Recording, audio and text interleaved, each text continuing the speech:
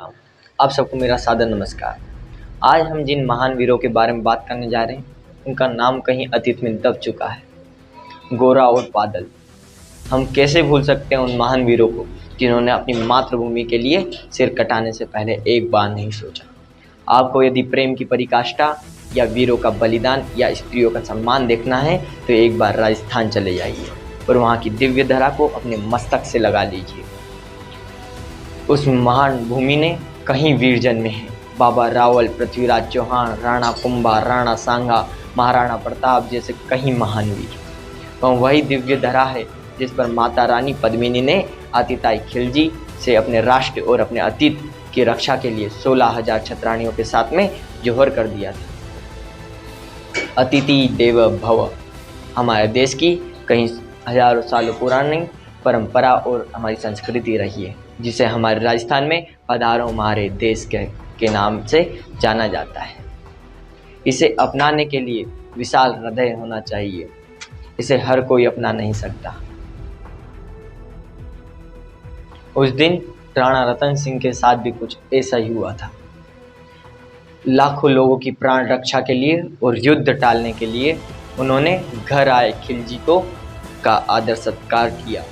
उन्हें क्या पता था, वो जिन्हें दूध पिला रहे हैं वो महादेव का नाग नहीं, दो मुँहा सांप है जो डसना और धोखा देना ही जानता है। राणा खिलजी को दीर्घ द्वार तक छोड़ने गए और खिलजी ने धोखा देकर उन्हें बंदी बना दिया। वो ले गया दिल्ली ले जाते ही अगले दिन फरमान आ गया। हुक्म साफ था, रानी पद्मिनी को तुम हमारे हवाले कर दो, हम राणा रतन सिंह की जान बख्श देंगे। हर राजपूती योद्धा के पास इसका जवाब था, बलिदान। किसके लिए बलिदान? राजपूती आन बान शान और राणा की जान के लिए बलिदान।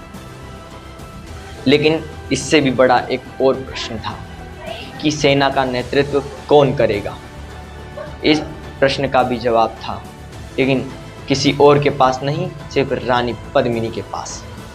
पूर्व सेनापति गोरा और उनके भतीजे बादल। पूर्व सेनापति इसलिए क्योंकि राणा रतन सिंह ने एक बार रक्तपात बचाने के लिए खिलजी को आदेश दे दिया था कि वो एक बार रानी पद्मिनी को आईने में देख सकता है। लेकिन गोरा को यह बात कायरता की लगी। क्यों झुके हम एक बार भी? राणा, यदि आपके एक आदेश पे हम मस्तक कटा सकते हैं, लेकिन आपका ये वचन हम नहीं मान सकते। आपकी ये आज्ञा हमें अस्वीकार है। और उसी दिन से खोड़ दिया किला गोरा ने। रानी पद्मिनी भी जानती थी कि किसी के संदेश या बुलावे पे नहीं आने वाले गोरा। उन्हें स्वयं रानी पद्मिनी कुछ अंगरक्षकों के साथ लेने चल पड़ी और ढूंढ लिया आखिरकार गोरा को। गोरा बोलने लगे, मैं तो एक साधारण सा सैनिक हूँ, मैं क्या राजहट जानूँ, क्या राजतंत्र जानूँ, मैं क्या राजमुकुट का मोह जानूँ। रानी पद्मिनी ने आंखों में आंसू भरकर और नम्र ध्वनि से कहने लगी, यदि आज तुम नहीं चले गोरा तो राजपूती आन नहीं बचेगी और फिर पीछे तुम पछताओगे। कहकर कदमों में गिर गई गोरा की।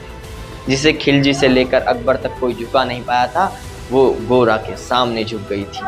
वो किसी व्यक्ति के आगे नहीं, वो राजपूती आन बान शान और उन बलिदान के आगे झुकी थी। क्या करती हो गोरा, पीछे हट बोला, और राजपूती गरिमा का फिर धधक उठा था सोला। महारानी हो तुम सिसोदिया कुल की, जगदम्बा हो, प्राण प्रतिष्ठा एकलिंग की, ज्योति अग्नि गंधा हो। जब तक गोरा के धड़ पर सक दुर्जय शीश रहेगा, महाकाल से भी राणा का मस्तक नहीं कटेगा। गोरे की यह शपथ पितामह भीष्म के बाद में दूसरी ऐसी शपथ थी जो मृत्यु को सर्वोच्च स्तर पर जाकर चुनौती दे रही हो। खिलजी के पास पहुंच गया पैगाम कि रानी पद्मिनी आने को तैयार है। संग ला रही 700 दासियां भी। वह तो फूले नहीं समा रहा था, क्योंकि उसकी सारी मांगे पूरी होने वाली थी। लेकिन उसे क्या पता था, 700 टोलियों में 700 सैनिक और 4 उठाने वाले अन्य। पूरी सेना की टोली मौत का पैगाम लिख रही थी। रानी पद्मिनी ने उन्हें विजय तिलक किया। गोरा और बादल को पता था कि ये अंतिम बार अपनी मातृभूमि और माता का दर्शन कर रहे हैं। उन्होंने मातृभूमि और रानी पद्मिनी को अपने मस्तक से लगा लिया और महाकाल के नारों से गूंज उठा था फिर तो पूरा आकाश। और उन्हीं के नारों के साथ पहुंच गए दिल्ली और अपनी पहली विनती रख दी राजा के सामने कि एक बार बस रानी पद्मिनी को राणा रतन सिंह के दर्शन कर लेने दीजिए। हमें फिल्मों में दिखाया गया है कि रानी पद्मिनी स्वयं गई थी दिल्ली, लेकिन कई इतिहासकार और महान कवि नरेंद्र मिश्र लिखते हैं कि रानी पद्मिनी की जगह एक लोहार गया था, जिसका काम था कि जैसे ही राणा रतन सिंह से मिले उनकी बेड़ियां काट दे। खिलजी ने तो दे दिया आदेश कि तुम जा मिल सकती हो राणा रतन सिंह से। फिर तो क्या था, गोरा और बादल ने शाही सैनिकों के फिर तो छाट छाट कर सर काटे। राणा रतन सिंह की बेड़ियां काट दी लोहार ने और पीछे से निकाल दिया।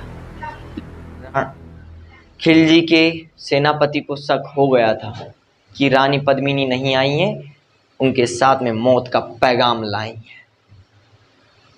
और फिर तो गोरा और बादल के सामने लाखों नंगी तलवारें खड़ी हो गई।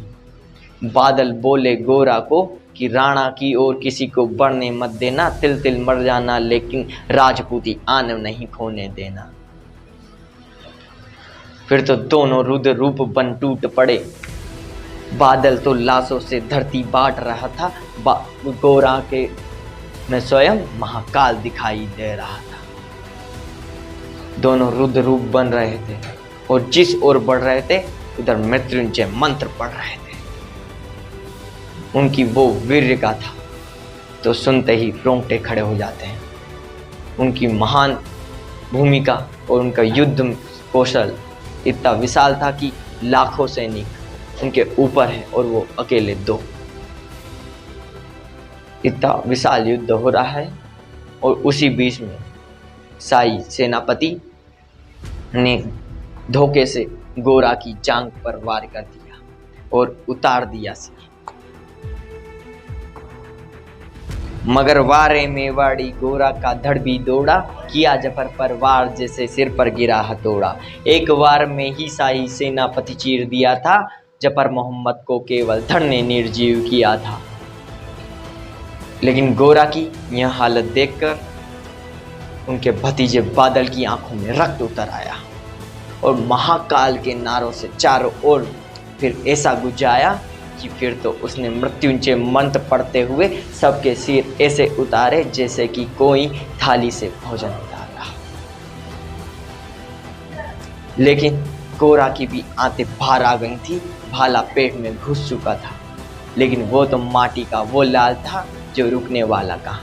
भगवा पगड़ी से बांध दिया आंतों को और फिर युद्ध भूमि में उतर आया और दोनों अंतिम सांसों से अपने प्राण की आखिरी बूंद तक लड़ते रहे। अपने रक्त की हर एक वो बूंद उन्होंने मातृभूमि के ऊपर गवा दी। एक तो सर के बिना लड़ रहा है और एक आंतों को बांध कर लड़ रहा है। इतनी महान वीरता आपको कहाँ देखने को मिलेगी। और उनकी उस महान युद्ध के बाद में अंतिम तक युद्ध करते करते वह वीर गति को प्राप्त हुई और माँ भवानी की गोद में हमेशा हमेशा के लिए सो गए। और उनकी यह हालत देखकर उस दिन माँ भवानी भी रोई होगी।